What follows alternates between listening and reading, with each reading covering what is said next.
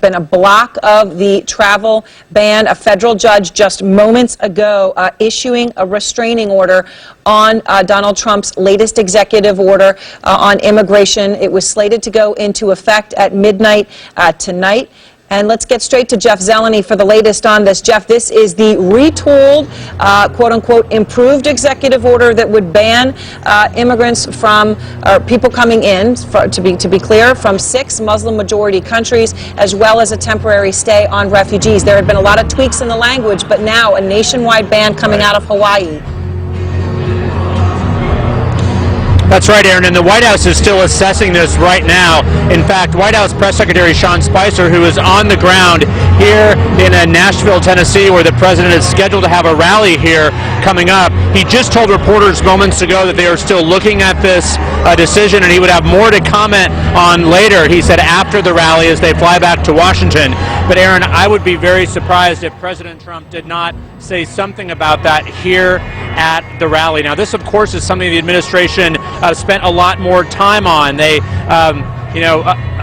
worked on it for weeks, back to the drawing board, and they simply wanted to get this right. And there was a delay in terms of the implementation of this. So this is taking them by surprise. It is angering them, no doubt, but they are still assessing this at the moment here. But as you said, that Hawaii decision, of course, affects the entire country, but it certainly will be one more piece of the president's argument here for why he needs to do something. So, Aaron, already in this rally here, they've been talking about immigration, illegal immigration. I certainly expect the president to keep talking about that here at this Red State rally in Tennessee, Aaron. All right, Jeff Zeleny, thank you very much. And let's go to our Justice reporter, Laura Jarrett, for more on this. Laura, what are you learning right now? Again, this is stunning. They had retooled this. This was possible, but not expected. Well, that's exactly right, Aaron. They certainly felt like they had done a lot to remedy the problems that the courts had outlined last time. They exempted green card holders. They exempted those with valid visas. They got rid of the provision that was in the last executive order that prioritized certain religious minorities. But the court in Hawaii said that's not enough. And in this ruling, which is a nationwide block of Section 2 of the order, which is the 90-day ban of foreign travelers from the 6 Muslim-majority countries, as well as the 120-day ban preventing all refugees from coming here. The judge specifically looked at the Establishment Clause challenge, and that's the one that the states have been levying for saying, look, this really discriminates on the basis of religion. Aaron? All right, thank you very much, Laura. I've got Paul Callan here and Mark Preston. So, Paul, what Laura just said there, that in particular this goes at the Establishment Clause. There had been a lot of changes, as she points out. Green card holders, visa holders, no religious prioritization. There had been a lot of changes. It wasn't permanent in terms of the ban on Syrian refugees. They're focusing on the Establishment Clause. Put that into English. This is surprising to me. The Establishment Clause basically says there has to be a separation of state from religion in the United States. It's the religious clause of the Constitution. And the reason that this was criticized by the Washington state judge originally was that there was a special subsection giving special exemptions to certain Christian minorities, but not Muslim minorities. But that was removed. They took it out completely. So this thing, the new one, doesn't say anything about religion at all. Now, why is the Hawaii judge doing this? Well, he's doing this for another reason. You remember there was a big argument about what Trump had to say during the campaign about the Muslim religion. He said he was going to do a Muslim ban, and Giuliani, right at the very end when this thing was being discussed in court, said, I had a discussion with Trump about how to implement a Muslim ban. So I think the court here is looking at those discussions and saying there's religious discrimination. And that is important, Mark, because the Department of Justice even today said those things should not be admissible. Those were things just said on the campaign trail, sort of as if they had a premonition or a concern. Certainly they knew this case in Hawaii was up today, and now there's one in Washington State. Judge Robart, who of course put the original temporary restraining order, was slated to rule any moment, really, about whether Washington State would go ahead with this again. So they put this out there saying that shouldn't be admissible. So it's significant that you have now not Judge Robart times 2, another judge saying basically it is. Right, and we could see a double barrel, right? We'll see what happens in a ruling, if we could see in the next couple of hours, quite frankly, if not sooner. This has really been a difficult day for the Trump administration, which has had a lot of difficult days. Not only do you have what happened on Capitol Hill earlier today, when you had Republicans, senior Republicans, saying that they found no evidence of wiretapping, and then Trump Tower, and then what we have just seen now. The White House, I think, was unexpected. They did not expect this to happen. They were not prepared. They thought they had gotten past this. I think most of us thought they'd gotten past this. I think most people did. I mean, we have Alan Dershowitz, and Alan, you were here along with Mark and Paul Callan the first night as this news broke with the original restraining order. Are you surprised by the decision out of Hawaii? No, I'm not surprised, because the attitude of the court is that there can't be any lawful order as long as candidate Trump said what he said and Giuliani said what he said. That makes anything that happens thereafter simply a cover for a Muslim ban.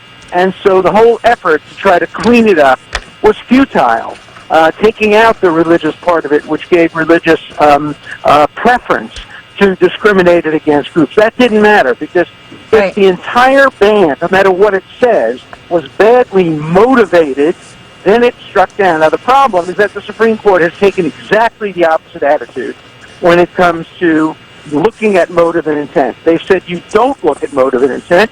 You look at the words of the regulation, and that's what the Supreme Court will ultimately hold. So and is that, Alan, where you believe this is now headed? I mean, they're not, they have not replied. I want to emphasize this. There's been no response. But given what they have done so far, it would seem very reasonable for them at this point to dig in their heels. Now, they've said time is of the essence, which would go against that.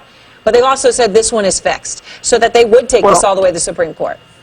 They're going to go to the Ninth Circuit first, and there it's a crapshoot. You have to see what panel you get. There are 20-some-odd judges, some of them liberal, some of them conservative. They'll probably seek expedited appeal through the Ninth Circuit and up to the Supreme Court.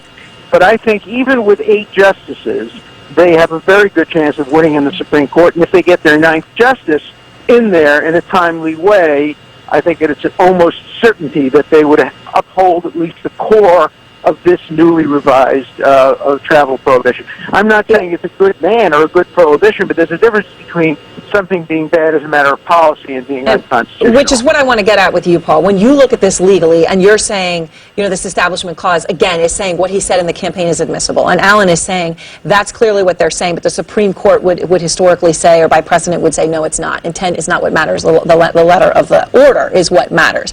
Is this political on the part of these judges? Well, it's interesting, because this Hawaii court, part of the Ninth Circuit, and you're going to see the Trump administration attacking the crazy Ninth Circuit again and saying you can't go by what they say. They're too liberal, that court.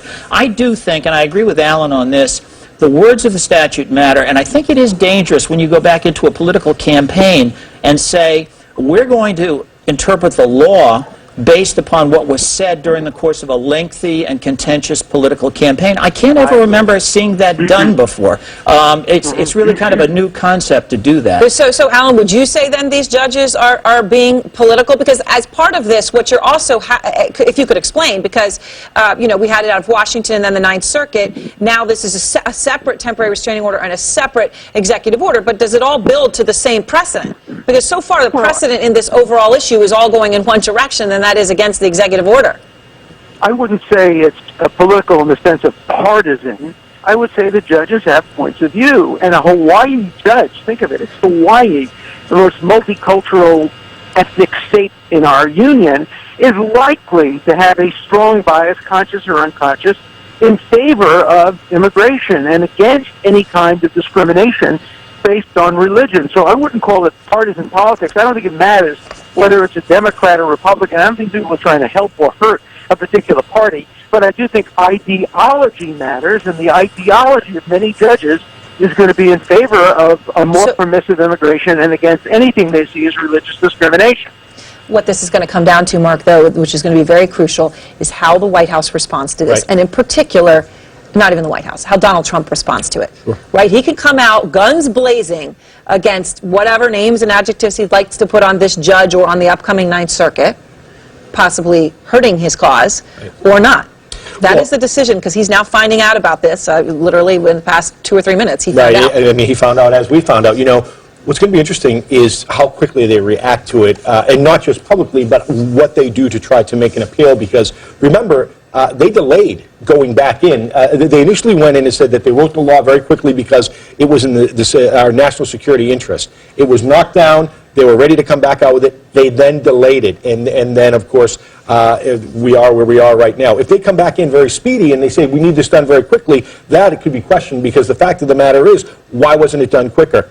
But to your point about what public opinion is right now, the politicization of the judiciary, specifically from politicians, whether they're Democrats or Republicans, that are going to be attacking a co-equal branch of government, I think is very dangerous, and we've seen a lot of that happen lately. Right, because, Paul, what they're doing is saying that what he said in a political context is what they're basing the decision on, if this establishment clause point is the point. Yes, they're going back. How far back can you go? Can you go back a year earlier when he first started running for office, or 6 months in, or 3 months in? It's an unusual thing to do. But I think the other thing that, and I agree with Mark here, that they're up against the wall now, because before they had the option of withdrawing the executive order, rewriting it in a slower, more careful manner, and reissuing. Now they've reissued. They're going to look like complete idiots if they say, all right, we're going to take this one back and we're going to rewrite a third one. They've got to go up to the courts now and defend this. They have to fight this one all the way to the top. And I just want to bring in Jim Sciutto quickly before we go, because Jim, as this news is sort of breaking around the world, what is the reaction to this restraining order? Well, let me tell you this, there are the politics, there's the law, and then there's the national security implications from this. And the fact is, you speak to many senior commanders in the U.S. military who served in that region.